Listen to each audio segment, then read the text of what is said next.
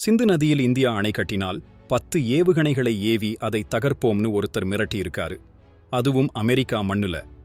யாருப்பா அது? பாகிஸ்தானோட ராணுவ தளபதி ஆசிம் முனீர் இப்பதான் அமெரிக்காவுக்கு போயிருக்காரு. அங்க ஒரு நிகழ்ச்சியில சிந்து நதி நீர் ஒப்பந்தத்தை பத்தி பேசியிருக்காரு.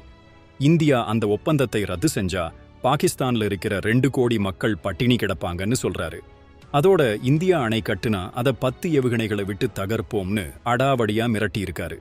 அது மட்டும் இல்லாம அணு ஆயுதப் போர் பத்தியும் பேசியிருக்காரு. பாகிஸ்தானோட இருப்புக்கு ஏதாவது ஆபத்து வந்தா உலகத்துல பாதியை அழிச்சிடுவோம்னு உலக நாடுகளுக்கும் மிரட்டல் விடுத்திருக்காரு. பாகிஸ்தான் பொருளாதாரம் சரியில்லாம திணறிட்டு இருக்கு. சிந்து நதியைத்தான் அவங்களோட விவசாயத்துக்கு பெருமளவு நம்பியிருக்காங்க.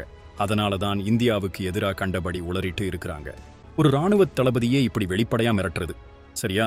ஒரு நாடே இப்படி பேசுறது உலக அமைதிக்கு அச்சுறுத்தலா அமையுமா? உங்க கருத்து என்ன? கமெண்ட்ல சொல்லுங்க.